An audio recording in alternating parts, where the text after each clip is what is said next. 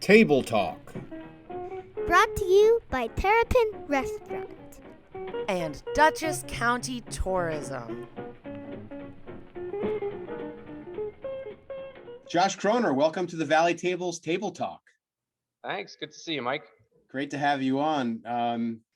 You shared with me a really interesting story a few months ago. You were talking about how the farm next to you would be delivering produce down to New York City, and you were less than 2 miles away, and you couldn't get the farm to deliver to you. And that was one of the big breakthroughs. You know, that was actually what when I first came up, I expected it just to be really easy, but there wasn't a demand for it. You know, we hadn't gotten to the point yet that the consumers, people thought, I want local food. So restaurants would do what was the easiest thing for restaurants to do. They would call their produce guy at 10 o'clock at night, put an order in. The produce guy would then go to Hunts Point Market and pick up all the produce that they ordered, and they would come up and deliver it in the morning. A lot easier than going to a farm. There was no way to get food from a farm unless you went to the farm. Some farms had stands where you could go buy food at the farm stand, but there was no distribution. Now, as a chef, that's really difficult to have to go to farms, individual farms, to pick up your food. I mean, you know, obviously we have a lot of tasks in the day, and to do that sort of thing can be difficult. It took me years to develop. Like there were a few farms that I would go to that I could get a lot. So I would go that weren't far from me in West Hurley. Gill Farm was one that I used to buy a lot from at that time. But when I got over here, I got to know farmers, and I was buying enough quantity that they would come to me and they would drop off their product. Now things have changed substantially. There's several distributors of local farm products. I use Farms to Table a lot. There's another one called Veritas Farms that are basically distribution hubs for local farmers to restaurants in the area. So it's been amazing. You know, Farms to Table, I go on, they have a website, they've got pictures of every single thing that they're selling. There's dozens of farms there that I can pick from and just choose exactly what I want. It's quite the evolution. Yeah, it really is. And, you know, the Valley Table has been a huge part of this, honestly. And, you know, from the beginning, the Valley Table was involved in this movement. And the Valley Table started in 1998, the same year that I started. So I've worked with the Valley Table since 1998 to kind of move this movement forward. And, you know, definitely have a lot of gratitude to the work that the Valley Table has done. Likewise to you. So how have you been? It's been good. It's been a great year, you know, happy serving people good food like I always do. How has it evolved since you first started? Amazing how time flies. I mean, it's definitely evolved quite a bit. When I started out, I had a smaller restaurant on the other side of the river in Ulster County, and was much more like a fine dining, chef-driven kind of place where I cooked almost every meal that went out the door, and that was fun. But I kind of saw that really for my development, I needed a bigger space. So I found in 2003, there's a big space that we're in Rhinebeck, and I was able to do something which, yeah, I came up from the city, and one of the restaurants that I had always really admired was Gramercy Tavern, and how they kind of had those two different spaces under one roof. I thought that was just exactly what I wanted to do. So that was what I was able to do here. Able to do a lot of comfort food, which I hadn't done before: hamburgers, mac and cheese, chicken wings, nachos. I mean, all of that good stuff, which I love to eat. And my overriding philosophy as a chef has always been, what I like to eat is what I want to cook. You know, I want to be able to look at my menu and say, this is exactly what I would want to see in a restaurant. We love those duck quesadillas. Can you talk a little bit about that?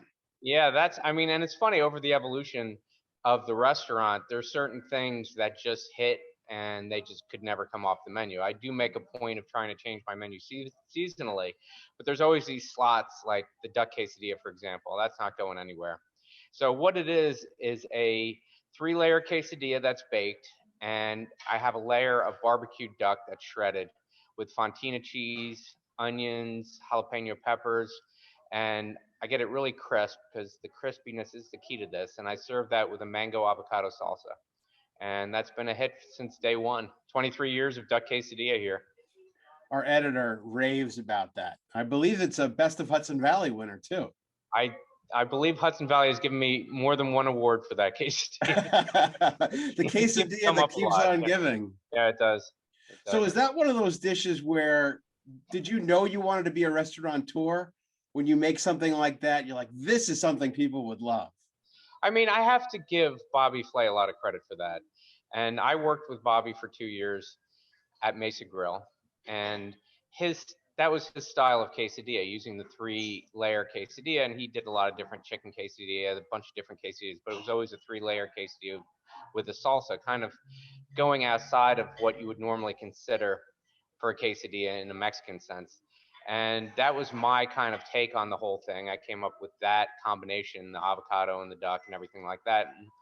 And it stuck. It was just one of those things. I mean, there are certain dishes that really just hit. I mean, but on my menu as a whole, I have dishes that come from lots of different places. I mean, one of the dishes that has also been on the menu since the beginning is a dish that I call Uncle Vinnie's Rigatoni.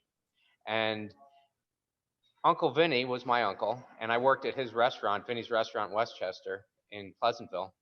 And I learned that dish there that was called Rigatoni de Casa.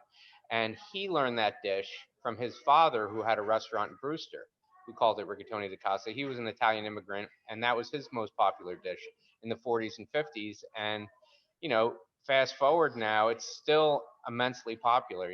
These things never go out of style. So I still, I love that dish and still sell a lot of it. So your uncle was a restaurateur. Is that what introduced you to that profession? Is that where you knew you wanted to be a restaurateur? It's funny because I grew up in the 80s, and in the 80s, being a chef wasn't the same thing as what people think of being a chef is now. It was considered a working class profession, which quite honestly it still is, but people don't realize that. And I thought, oh no, I can't be a chef. I need to do something professional. I went to college.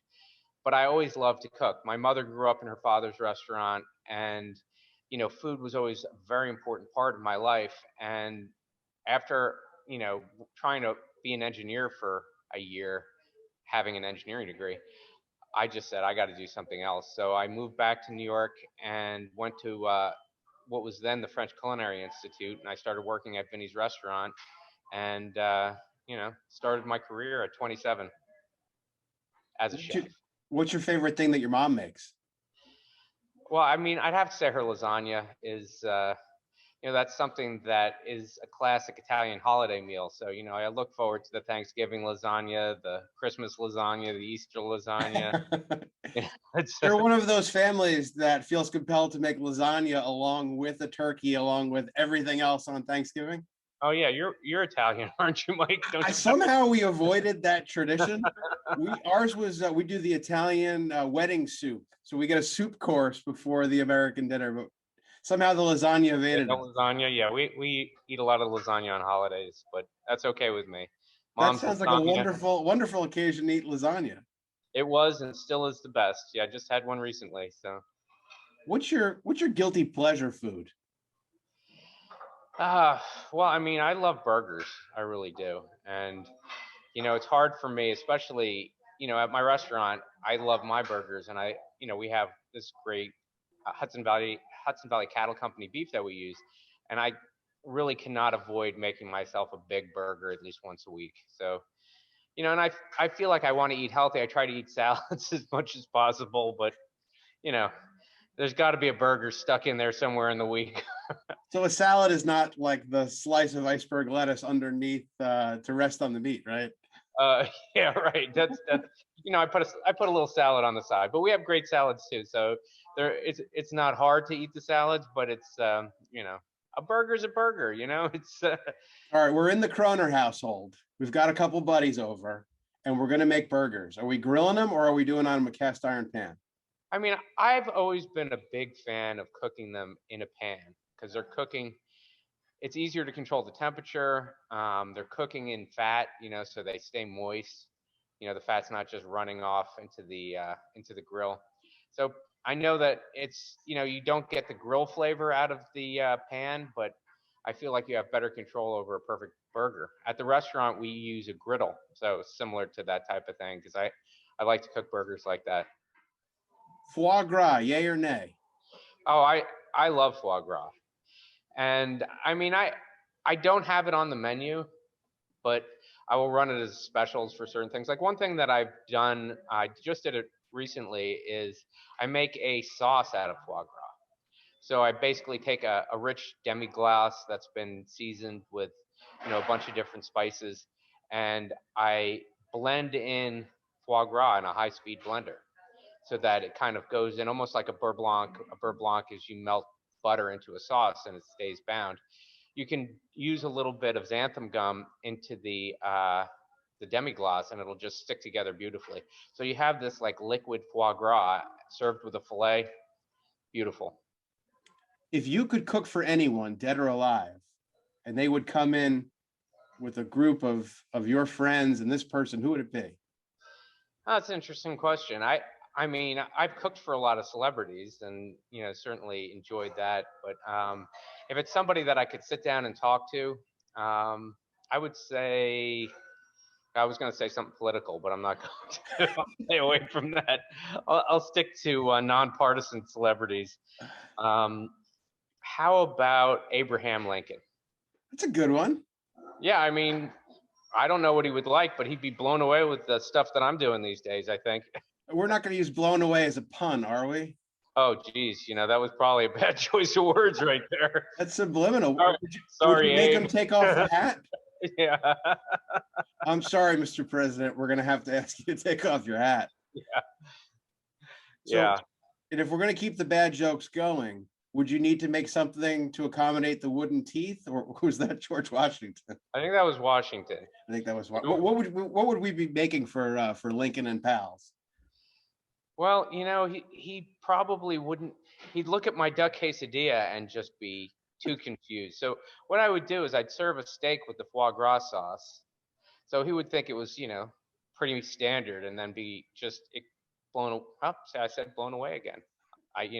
That might be something that is a Freudian slip about how old poor Abe ended. But he would be quite surprised with the remarkable flavors that were in that dish. All right, so we're sitting down for our steak dinner, and we can order any beverage. Are we going with some wine? And where's it from? Well, it depends on what we're eating. If we're eating having that steak with the foie. Oh, see, now I would say, I mean, personally, I love steak with Sangiovese. So I would say like a good Brunello. That would be my choice. I mean, if I was going to have any wine with a steak, it would be Brunello. This is an awesome evening. It's you. Can I come, by the way? Like, can I be there? Me, Abe, Mike, and a bottle of Brunello. And Mary Todd. A couple and a magnum of Brunello. Yeah, that would be great. You might need two. That's a good evening. Saturday morning, you're making breakfast for the kids. What are you making? I mean, they love pancakes, so that's been kind of my classic thing, and I've perfected pancakes. I'll play with it and do different pancake recipes over the years, but pancakes is definitely their favorite. So, is there a secret to your pancake recipe? Oh, there are plenty. Let me tell you. Secret that you can share. I mean, there's a couple things I've played with. I mean, one thing is putting vinegar in with the milk. Like I've used buttermilk, and I've also used milk that I've soured with vinegar, and I find that the soured milk actually makes the pancakes lighter. Another thing that I've started doing is I mix in like maybe 1/3 pastry flour to AP flour to make them even a little bit more delicate. Cooking them in butter, so that there's enough butter to give it kind of a crispiness is another little technique I like to use. This is unbelievable. We're getting all the goods. Yeah. What's you read any good books lately? Huh. I mean, I guess, it's funny. The last book I finished was How to Change Your Mind by Michael Poulin. I don't know if you're familiar with this. Sure. Fascinating book about Michael Poulin is the writer that did Omnivore's Dilemma.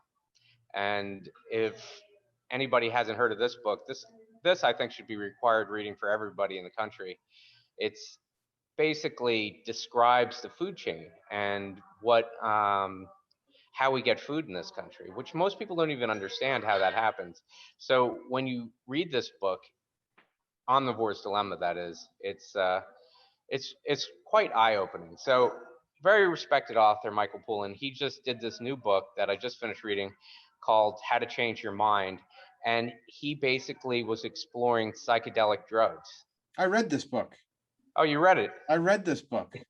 A fascinating book. Not to About interrupt you, how, yeah. you know, not from like a druggy perspective, No. but more of like how these drugs can help people, and how like a lot of these drugs have, you know, incredible therapeutic properties for, you know, a wide range of things like depression and PTSD, Addiction and how, recovery. yeah, and how things had kind of like completely shut down in terms of the research because of the hippies, and how they associated the drugs with the hippies and they wanted to criminalize everything. But it's very interesting. Interesting read. I enjoyed it as well. Yeah. It was a good book. So I saw you had the Dark Side of the Moon shirt on, and we were just talking about I did. microdosing. Yeah. I like that continuity there. Yeah. Would you be open to microdosing? Absolutely. Are you microdosing? Not today. Let's just say not today. Well, I think when you brought up the Omnivore's Dilemma, there's some pretty weighty stuff there that is contrary to what the conventional American point of view is. And this is kind of a broad question, so I want to focus it in a Hudson Valley sense. Returning to that topic of diet, nutrition, especially with children, do you think that there are any practical applications that we should be considering as a society, and maybe things we can do locally? Oh my God, yes.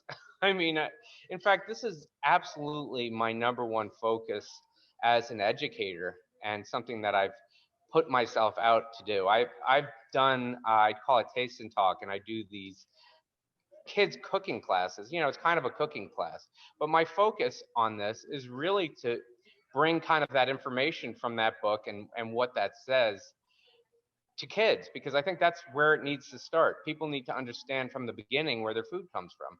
They need to understand the whole process. And being a farm to table chef in the Hudson Valley is great, because I make my food chain and I understand where the food chain is. Very important to me to know where my food comes from its source right to the table here. But as a whole, you know, people buy their food, and to them, beef is, you know, a little piece of red that's wrapped in cellophane on a styrofoam tray. And to have more of a contact of like, this is what it is and this is where it comes from, or, you know, a box of pasta that you get from the store, well, that comes from the ground too. That was wheat, that was processed, that went through a whole series of, you know, institutional processes to get to where it was. And there are different alternatives to do different things where you're not getting processed food.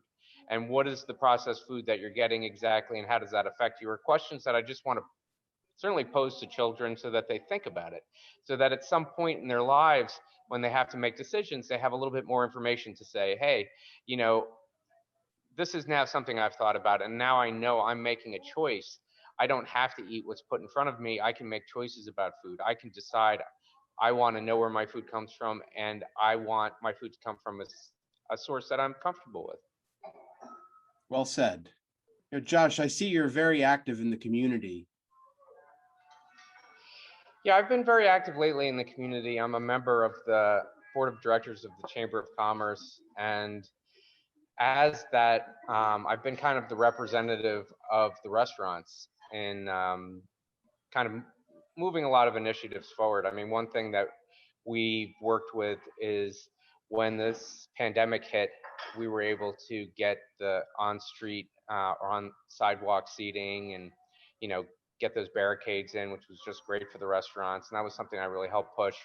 Another project I'm involved with in the town is actually, it's an autism initiative in the village of Rhinebeck that basically, you know, provides information to businesses and helps people with autism and parents that have autistic children be able to navigate the town. And I feel like that's a big issue moving forward, autism, and something that I've certainly sponsored and want to be more involved with in the future. I believe the town isn't the town doing an entire like sensory, there's sensory opportunities for autistic Yeah. children. I mean, we did a story in the April 2020 issue of Hudson Valley about autism. And I remember hearing about the initiatives in Rhinebeck where, for example, you could go to a movie and the lights would be on and the sound would be low. Hmm. Yeah, that's exactly what it is. And that's a village committee. And I'm on the committee, and that's something I've been involved with. So we're kind of trying to work with a lot of the businesses and, make it easier it's called the Autistic Supportive Community. And, that's basically what we're trying to do, is make it easier for people, because I think that I think education is probably the most important thing here. Most people have somebody in their life or know somebody that has autism, but most people don't understand what that means to them and what you could do to make their experiences a lot better. I mean, because a lot of times autistic children and autistic adults, what they're navigating in the world is just terrible for them. And if we can make that experience better for them, it's really a great thing. Very worthwhile. Good enough. Josh, you were awesome. This was a lot of fun. All right, Mike. So Thanks hopefully we'll edit this up. We'll get it going. You'll see it on the World Wide Web pretty soon. Sweet.